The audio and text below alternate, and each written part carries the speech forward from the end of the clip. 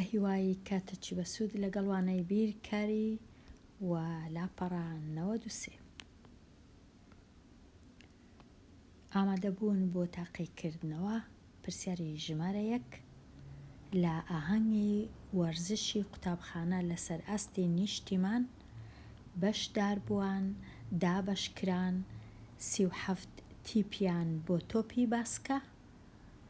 هەر تیپێک لە 7 کەس پێکهاتبوو 2 کەس بۆ یەدەگ. چونکە تۆپی باسکە ئەو یاریزانانەی کە لە گۆڕەپانی یاریگەکەنە تەنیا 5 کەسن 2 کەسیش دادەندرێ بۆ ئەوەی لە کاتی گۆڕانکاری ئەگەر یەکێک لە یاریزانەکان نەیتوانی یان باش نەبوو لە یاریکردن دەتوانن بیگۆڕن. ئەو جا 22 تیپ بۆ تۆپی باڵا، هەر تیپەک 8 کەس بوو چونکە تیپی باڵەش لە مەیدانی یاریگا تەنها 6 کەس یاری دەکەن، 2 کەس لەوانە یەدەگا. ئایا ژمارەی وەرزشوانەکانی بەشدار بوو چەندە؟ لێرە چونکە ئەمن 37 تیپم هەیە، هەر تیپەی 7 کەسە یاری باسکە کەواتە 37 جاران 7. یاری باڵا 22 تیپم هەیە، هەر تیپەی 8 کەسە 22 جاران 8. ئەوجە لێرە ئەمن دەبی 7 جارانی 37 بکەم کردیا 259 بۆ بەشداربووانی تۆپی باسکە.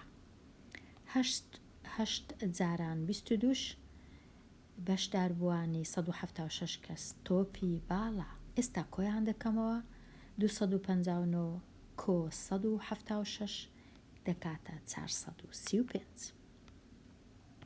435 کەواتە ئەو وەڵامە دروستە. پرسیاری ژمارە 2 شیتەڵی خۆبەش بۆ ژمارە 56 چییە؟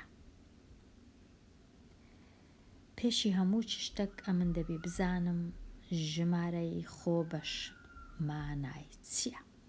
لە کاتی شیتەڵی خۆبەش ئەو ژمارانەی لێرە دەنووسرێن دەبی هەمویان ژمارەی خۆبەش بن، واتە دەبی یەکێک بن لەو ژمارانەی ئەمن لێرە دەیان نووسم.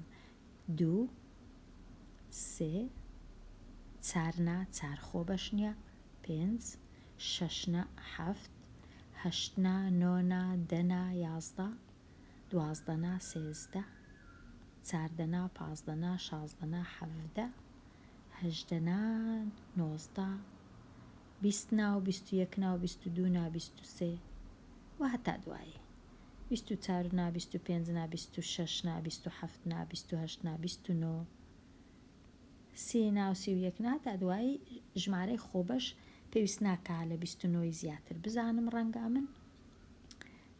لێرە ئەگەرە من تەمەشاکەم لەو هەڵبژاردانە ئەوە دەبی هەڵەبی چونکە ژمارە 4 خۆبەش نییە، ناتوانم ئەمن شیتەڵی خۆبەش ژمارە 4م هەبی کەواتە ئەوە دەبی بزانم هەڵەیە لەبەرەوەی ژمارە 4 لەگەڵە. بەڵام ئەوانی دی هیچ ژمارە 4یان لەگەڵ نییە، ژمارەکان هەموو خۆبەشن، بەس بزانم کامەیان ڕاستە. تەمەشای یەکەم هەڵبژاردەی دەکەم، ئەمن ئەگەر ئەو ژمارەم جارانی ئەو ژمارەی کرد دەبی 56 دەربچی. 2 توان 2 دەکات 4 4 جاران 3 دەکا 12 12 ناکاتە 56 لەبەر هەندێ هەڵەیە. 2 توان 2 دەکات 4 4 جاران 7 دەکا 28 28 ناکا 56 کەواتە هەڵەیە.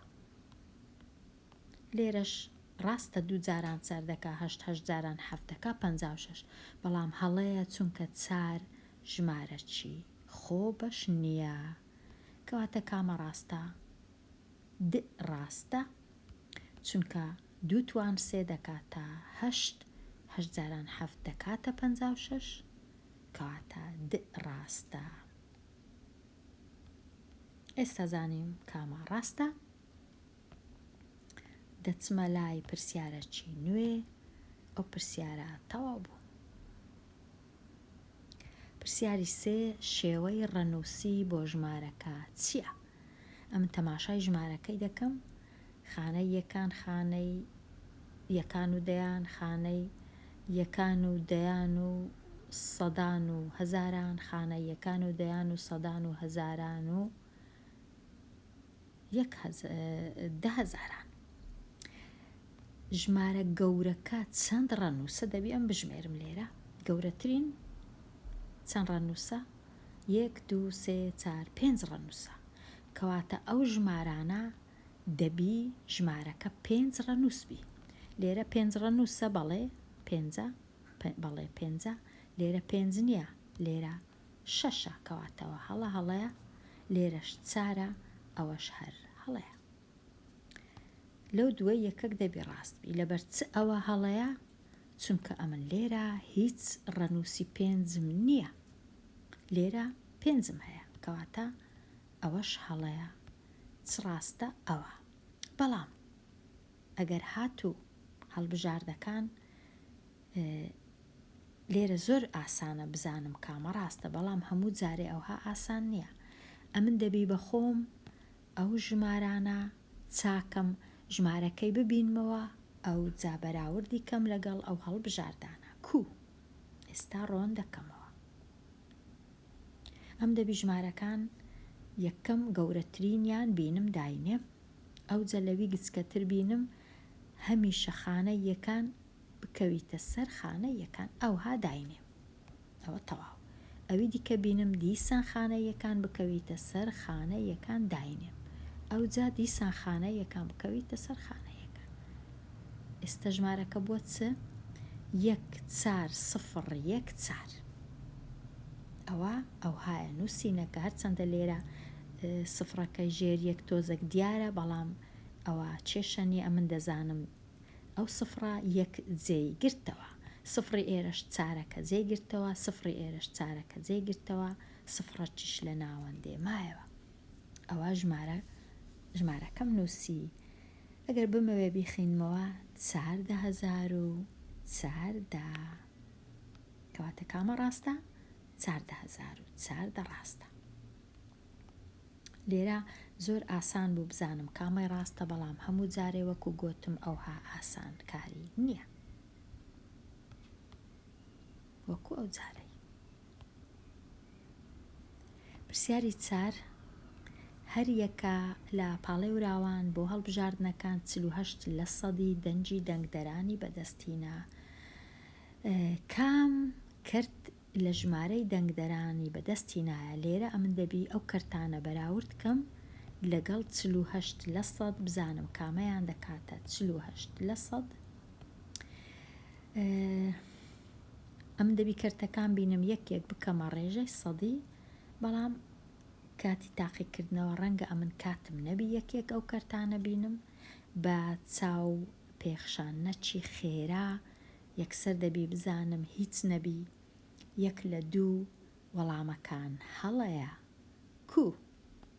تەمەشای 48% دەکەم. 48% واتە کەمترە لە 50%. 50%ش دەکاتە نیو.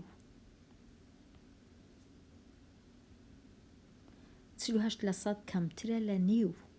کامە لەو کەرتانە کەمترە لە نیو یان کامە زیاترە لە نیو؟ هەر نەبی ئەوەی بزانم ئەو کەرتە لە نیو زیاترە. زانیم؟ چونکە نیوەی 20 دەبی 10، لێرە کەرتەکە لەسەرەوە 11، واتە ئەو کەرتە لە نیو گەورەترە، واتە ئەو وەڵامە هەڵەیە، چونکە ڕێژەکەی من لە نیو کچکەترە. 48% هێشتا نەبوویتە 50%. ئەو کەرتەش لە 50% گەورەترە. 11 لە 20 زۆر گەورەترە لە زۆر نا، بەڵام گەورەترە لە 50%، کەواتە وەڵامەکە هەڵەیە. لێرە دیسان نیوەی 5 2 نیوە، واتە ئەگەر 2 نیو لەسەر 5 بە کەرتەکە نیو بوو، بەڵام لێرە 3 لە 2.5 گەورەترە، واتە ئەو کەرتەش لە 50% گەورەترە، واتە ئەو کەرتەش هەڵەیە. ماوە نەماوە ئەو کەرتە و ئەو کەرتە. ئێستا ئەمن ئەو کەرتەش دەینم دەیکەمە ڕێژەی سەدی کو 2 دابەشی 5 دەکەم. 2 دابەش 5 سفر فاریزە، سفرەکی زیاد دەکەم لۆ دووەکەی دەبیتە 20 دابەش 5 دەبیتە 4 لە 10 یان 40 لە 100. ئەو کەرتەش دەکاتە 40 لە 100 ئەوها، بەڵام 40 لە 100 زۆر کەمترە لە 48 لە 100، واتە ئەو وەڵامەش هەڵەیە. ماوە ئەو وەڵامە 12 دابەش 25. 12 دابەش 25 ئەمن ئەوها چاچی دەکەم، 12 لێرە دەنووسم، 25 لێرە دەنووسم، هەوڵ دەدەم ژێرەکەی بکەمە 100 جارانی چاری دەکەم سەرێ و خوارێ. ئێستا کەرتەکە بووە، ژێرەکە بووە 100، سەرەی کەرتەکەی بووە 4 جاران 2 8 4 جاران 1 4 48 لە 100. ئەو کەرتە هەمان بەهای ئەو ڕێژەی سەدیەی هەیە، کەواتە وەڵامە ڕاستەکە وەڵامی ب. چ بنووسم 12 دابەش 25، چ بنووسم 48 لە 100 یەک شتە. ئەوە زانیم بەو جۆرەی کامە وەڵام ڕاستە. بێگومان ڕێی دیکە گەلک زۆرە بزانم کامە وەڵام ڕاستە. هەرچ ڕێیەک بە خۆت پێت خۆش بوو گونجا لەگەر بیرکردنەوەکەت بەکاری بینە. پرسیاری 5 هەرچ دەزانی بنووسە.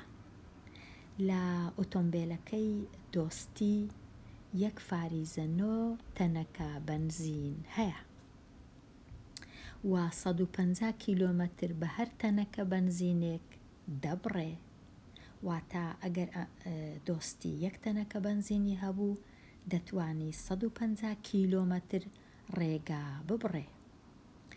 ئایا پێویست بە وەڵامی خەمڵێنراو هەیە یان وەڵامی تەواو بۆ ئەوەی بزانین ئەگەری لە توانادابوونی بڕینی دووری 350 کیلۆمەتر؟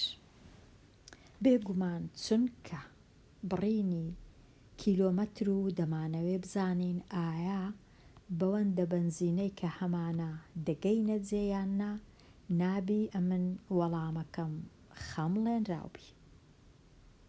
لێرە نابی دەبی وەڵامەکەم تەواوبی، کەواتە ئەمن لێرە 1.9 ناکەمە نزیکەی 2 نابی، دەبی ئەمن بزانم کە 2 1 تەنەکە بەنزین تەنیا دەتوانم 150 کیلۆمەتری پێ ببڕم.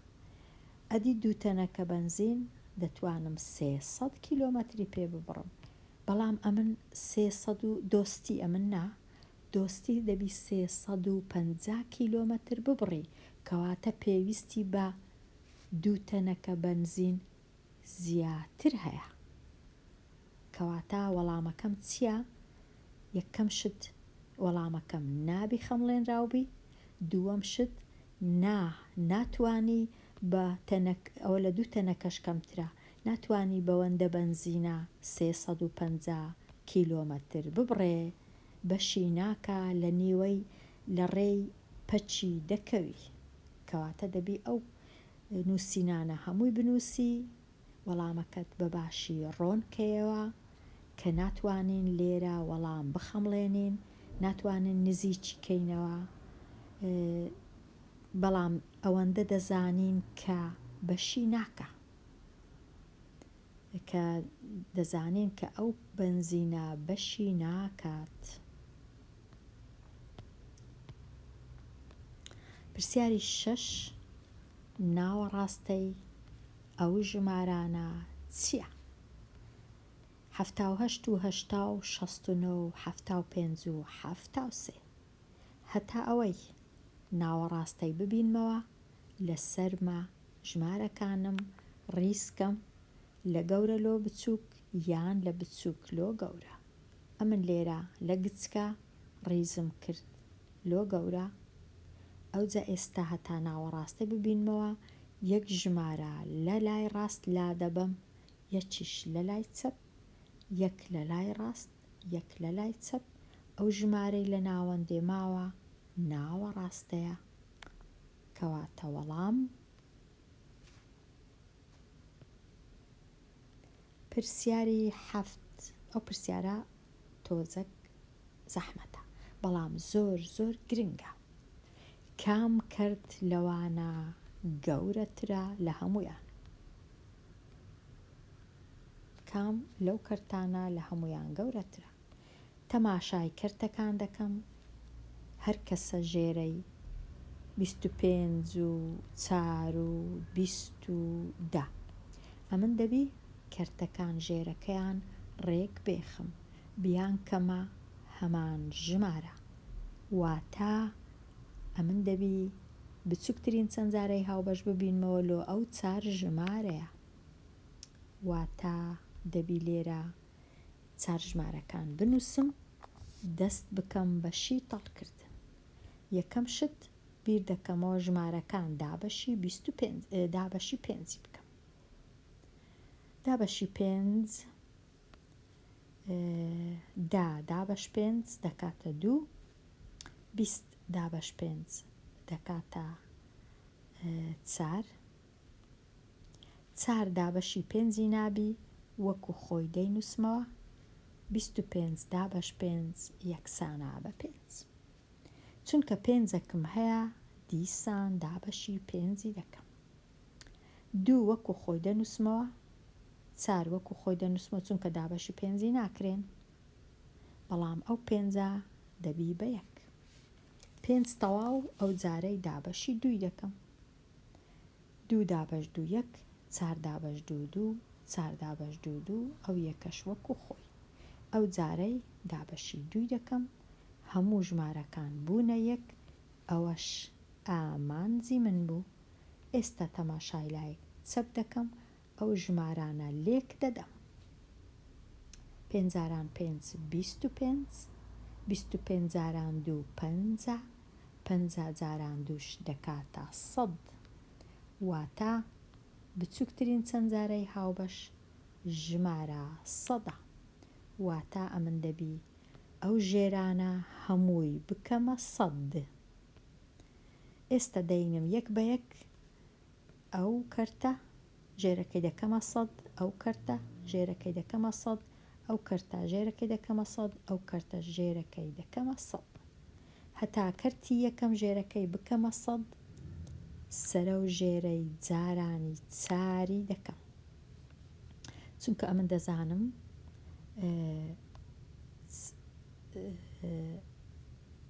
4 جاران 25 دەکاتە 100. سەرەی کەرتەکەی بووە 72 تەواو. کەرتەکەم بووە کەرتەکی نوێ 72 لە 100. ئێستا دەچمە لای کەرتەکەی دیکە. 3 بەسەر 4 دیسان ئەویش جارانی 25 دەکەم هەتا ژێرەکە ببیتە 100، جارانی 25 دەکەم.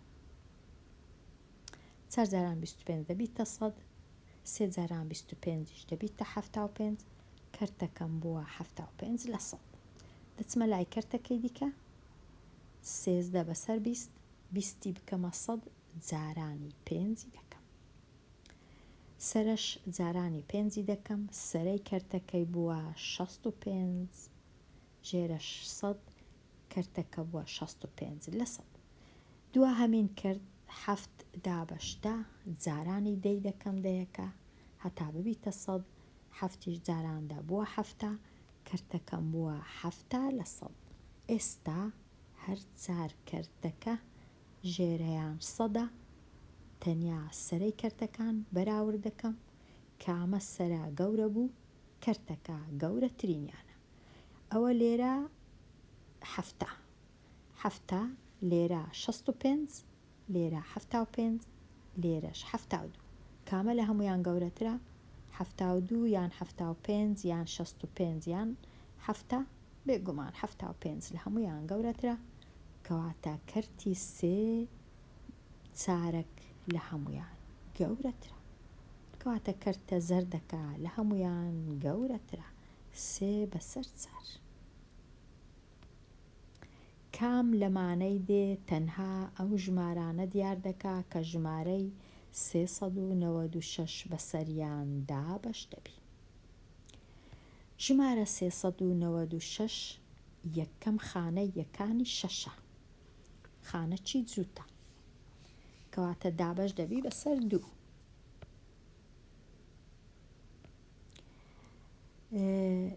چونکە خانە یەکانی 5 نییە سفریش نییە کەواتە دابەش نابی بەسەر 5 کەواتە ئەو وەڵامەی 5 لەگەڵە هەڵەیە 100 ئەوە هەمووی هەڵەیە. چونکە سفریش نییە بەسەر 10 دابەش نابی کەواتە ئەو وەڵامەش هەڵەیە. ئەوە 2 وەڵام زۆر بە ئاسانی زانیم هەڵەیە. ئێستا دەبی ئەمن تەماشای ئەو وەڵامەی بکەم لەگەڵ ئەو وەڵامەی بزانم کامەیان ڕاستە.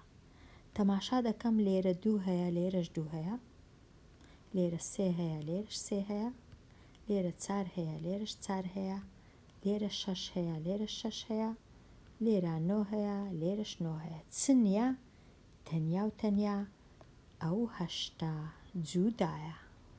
ئەگەر ئەمن سەلماندم کە 396 دابەشی 8 دەکرێ بەبێ ماوە ئەو وەڵامە ڕاستە وەڵامی یەکەم. ئەگەر سەلماندم کە دابەش ناکرێ بەبێ ماوە ئەوە وەڵامی سێیەم ڕاستە. با بچم 396 دابەشی 8 بکەم.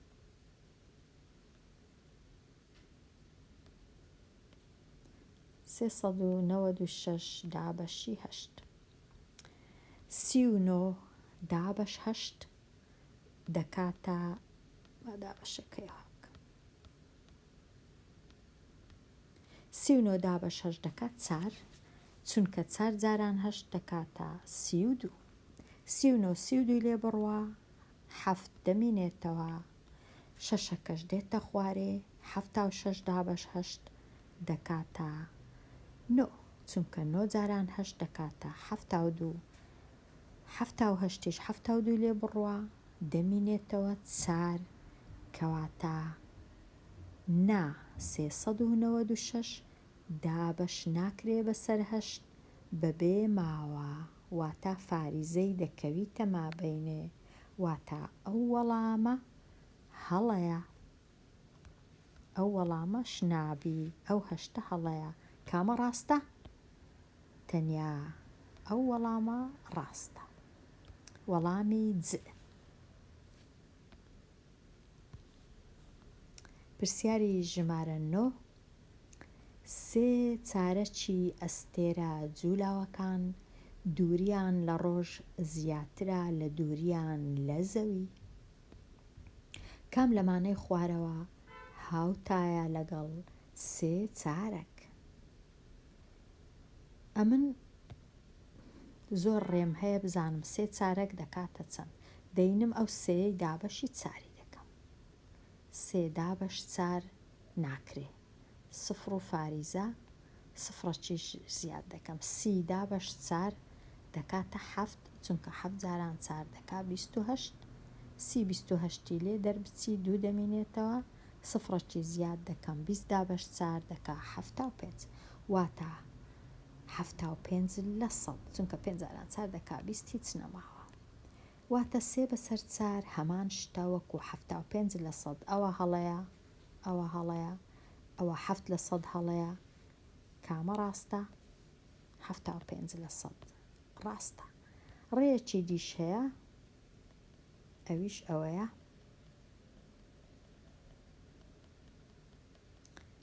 سێ بەسەر چاری دەنووسمەوە وەکو خۆی ئەوها 3 دابش 4 ژێرەکەی دەکەمە 100 کوب کەمە 100 ئەگەر جارانی 25 کرد. ژێرەی کەرتەکەی بووە 100 سەرەی کەرتەکە 3 جاران 5 15 3 جاران 2 6 یەکیش 7 تا 5 لە 100 ئەوە هەڵەیە چونکەوە 7 ژمارەی تەوا 5 لە 100 ئەوە هەر هەڵەیە چونکەوە 33 لە 100 ئەوە هەر هەڵەیە چونکە ئەوە 133 لە 100 هەڵا ڕاست. ئەوەش بەو جۆرەی دەزانم کە 3 چارەک هەمان شتە وەکو 75 لە 100. پرسیاری ژمارە 10 سەمیرە ڕۆژی دووشەم 1500 دیناری پاشەکەوت کرد. ڕۆژی سێشەمیش هەتا ڕۆژی هەینی هەر ڕۆژەی 2 ئەوەندەی ڕۆژی پێشووی پاشەکەوت دەکا. ئایا سەرجەمی ئەوەی پاشەکەوتی کرد هەتا ئێوارەی ڕۆژی هەینی چەندە؟ ئەم لێرە دەبی خشتێک یان وێنەیەکی ڕوونکردنەوەی دروستکەم. بنووسم دووشەممە، ئەم لێرە نووسم دووشەم نەمنووسێ دووشەممە، هیوادارم هەر باشبی. ئەو جۆرە نووسینش هەتا جێی زۆر نەگری دووشەم سێشەم چارشەم یان دووشەممە و سێشەممە و چوارشەممە و پێنجشەممە و هەینی. ڕۆژی دووشەم 1500 دیناری پاشەکەوت کرد. ڕۆژی سێشەم 2 ئەوەندەی ڕۆژی دووشەم واتە 2 جاران 1500 دەکا 3000. ڕۆژی چارشەم 2 ئەوەندەی 3000 دەکا 6000. ڕۆژی پێنجشەمیش 2 ئەوەندەی 6000 12000. ڕۆژی هەینیش 2 ئەوەندەی 12 24000. ئێستا دەبی ئەمن ئەو پارانە کۆ بکەمەوە. ئەگەر بە هەزری کۆکەمەوە جارێ تەنیا 500 لێرە هەیە 500ەکەی لێ دەگەڕێم. تەنیا 1000 لێرە 1000 لێرە 3000 1 و 3 دەکات 4 4 و 6 دەکات 10 10 و 12 دەکات 22 22 و 24ش دەکاتە 46 46000. ئەوجا 500ەکەی داوێمە سەر 46000 ئەوجا دەبیتە 46500 دینار. 46500 دیناری پاشەکەوت کرد بەوەندە ڕۆژە سەمیرە. پرسیاری ژمارە 11 هەرچ دەزانی بنووسە. هیوا 1/3 کیلۆمەتر ڕای کرد. هێرش 3/8 کیلۆمەتر ڕای کرد. ئایا هێرش چەندی زیاتر لە هیوا ڕاکردووە؟ ڕوون بکەوە چۆن وەڵامەکەت بەدەستهێنا. یەکەم شت ئەمن 2 کەرتم هەیە ژێرەکەیان جوودایە، ژێرەکەیان جیاوازە، هیچ نەبی ئەمن دەبی ژێرەی کەرتەکانم ڕێک بێخم بیان کەمە هەمان ژێرە کەواتە ئەمن دەینم کەرتی 1/3 با لێرە تەمەشایەکی بکەم و ژێرەکانم ڕێکێ خست. 2 کەرتەکەم دەینم دەمەوێ ژێرەکانیان وەکو یەکبی بچووکترین چەند جارەی هاوبەش لە مابەینی ژمارە 3 و ژمارە 8 چییە؟ 24. 24 هەتا ژێرەی کەرتی شینەکە بکەمە 24 جارانی 8 دەکەم. جارانی 8 سەرە و ژێرە دەبیتە چ کەرتەکەم دەبیتە 8 بەسەر 24. کەرتەکە دەبیتە 8 بەسەر 24. کەرتی دووەمیش جارانی 3 دەکەم دەبیتە 9/24. ئێستا دوو کەرتەکە 8/24 و 9/24. کامە گەورەترە؟ بێگومان 9/8 گەورەترە، کەواتە 9/24 گەورەترە لە 8/24. بەڵام گەورەیەکە چەند گەورەترە؟ ئەمن کەرتەکان لێک دەردەکەم. 9/24 کەم 8/24 دەکاتە چ؟ دەکاتە تەنیا 1/24 زۆرترە. کەواتە من لێرە بزانم نووسیتمەوە؟ بەڵێ، تەنیا هێرش زیاتر ڕای کردیە بە 1/24 بەش. 1 بەش زیاتر، چونکە 9/24 کەم 8/24 دەکاتە 9 کەم 8 دەکا 1/24. ژێرەکان هەرگیز لە یەک دەرناکەم، تەنیا سەرەی کەرتەکە. کەواتە وەڵامەکەم ئەوەیە ئەگەر